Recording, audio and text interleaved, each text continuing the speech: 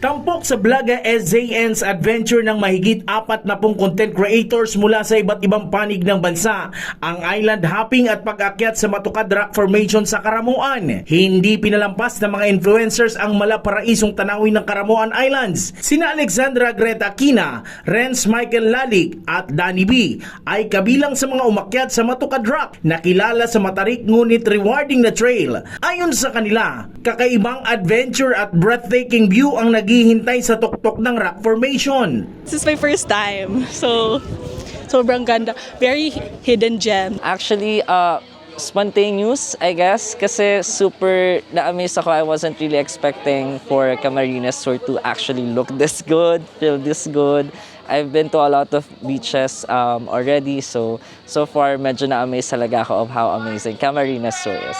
So the ride here was actually very long, pero feel ko naman sobrang worth it because when I saw the beach, ang ganda ng itsura. Like the first thing that I remembered was Palawan, El Nido. So I've been to El Nido, I've also been to Siargao, I've also been to Cebu. And I feel like everything, you can see it here in Camsur as well. Bagamat kapos sa oras ang buong tour, excited pa rin ang grupo na balikan ang Camsur para sa mas mahaba pang travel at content creation journey. So for those who are actually still afraid of starting content creation, I've been in your position.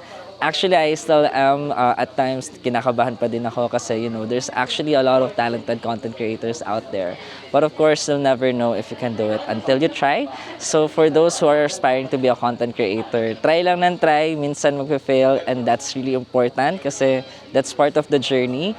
And I'm sure na magiging successful din kayo eventually. Ako kasi, I started imperfect. I started scared.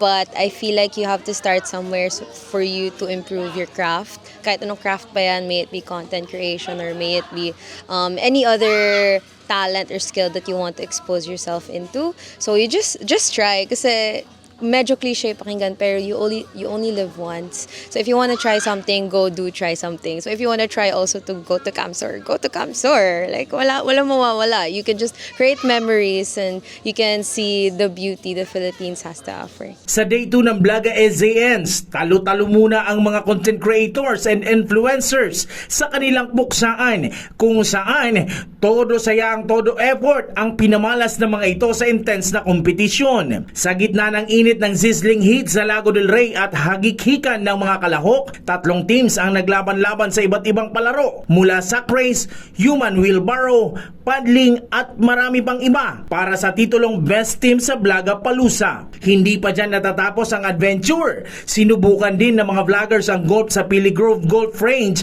sa Kadlan Pili, isang pasilip sa kakaibang anyo ng adventure sa Camsur na kung i-describe umano sa isang salita, underrated umano ang probinsya. Underrated. Super underrated. Yun lang yung masasabi ko. Super underrated ng Camarines Sur. Sobrang ganda. Actually, first time ko here dito sa Camarines Sur. Ito yung pinakamalalim na area. Sobrang natuwa ako kasi it was so similar to Corona. Meron pala mga rock formation, ang daming activities, ang daming tourist spots. Sobrang underrated niya for this location. Sobrang ganda na pwedeng by land yung travel. Unexpected and surprising. Kasi parang hindi siya yung common destination na pinupunta ng local tourist.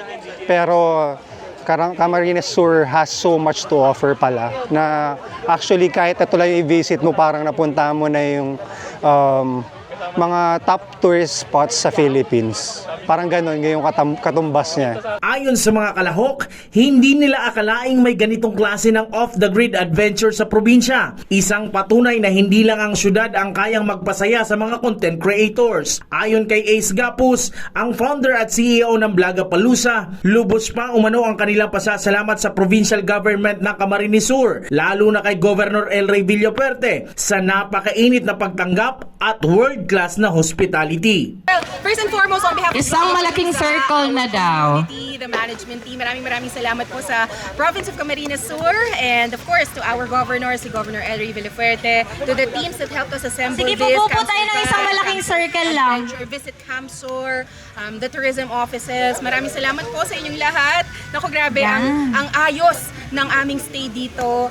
Isa sa mga lagi kong tinitignan, ang pagkain ba ay sapat para sa lahat? Bakit ang lang muna din po yung mga gamit? Even Kasi ang po pagkain. makikita Kaya sa, yung mga bags. Ang saya po naming lahat.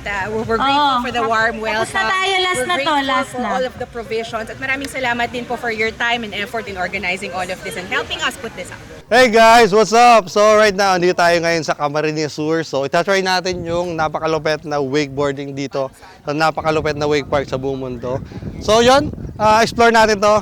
Pakita natin gaano kalupet itong spot na to.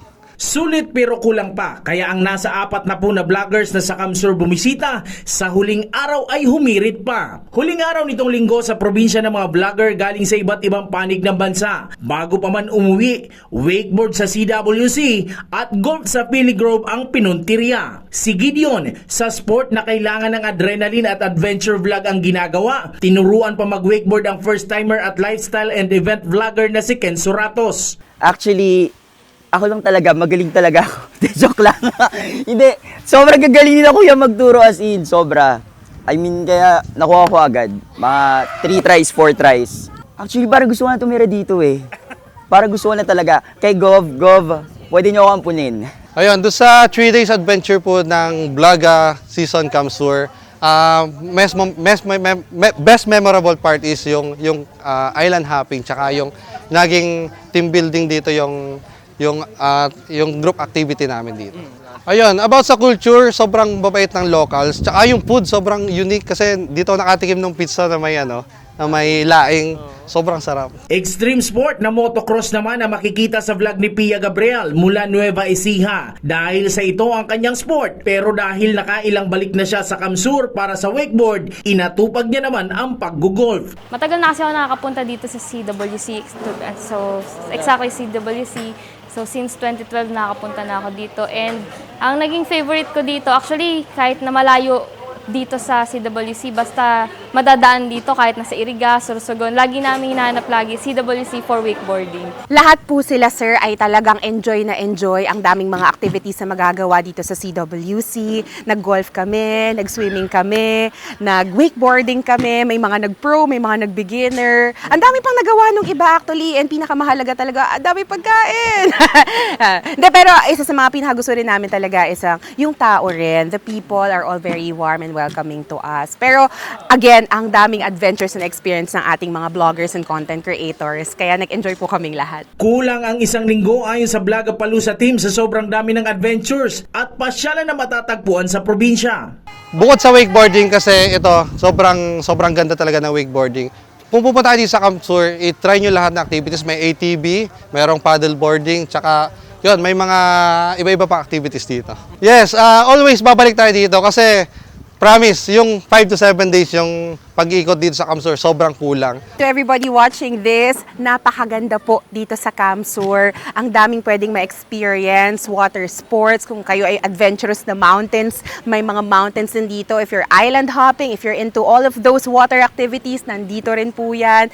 And the food is amazing. The people are warm and welcoming. Napakagandang bisitahin ng Camsur. At sabi nga po ng ating governor, ini-encourage din niya, he wants people to live here. Mga kaibigan, manood po tayo ng Camsur News. Nandito po mga latest about the province of Camarines Sur. Sa 3 araw ng stay ng mga vlogger sa Camsur, hindi lang sila nagkaroon ng content. Nag-uwi rin sila ng mga alaala at karanasan siguradong babalik-balikan. Nagpapasalamat naman si Governor El Rey Villoperte sa pagpili ng Vlogapalooza sa Camsur bilang kanilang destination sa kanilang Luzon leg. Ayon sa gobernador, Camsur has more to offer para sa mga local at foreign tourists. Well, marami. Sa Siruma, maganda. Sa Libmanan area, maganda. Mount Isarog, maganda. So may beach tayo. May mga waterfalls sa Lagunoy, sa Libmanan. We have everything that others have to offer. We have surfing, we have wakeboarding, we have mountainscapes, landscapes, seascapes. Kompleto. Kailangan lang talaga first ma-promote at the same time magawa ng mga infrastructure. Kailangan maging tourist friendly. Jan Amador, CSN.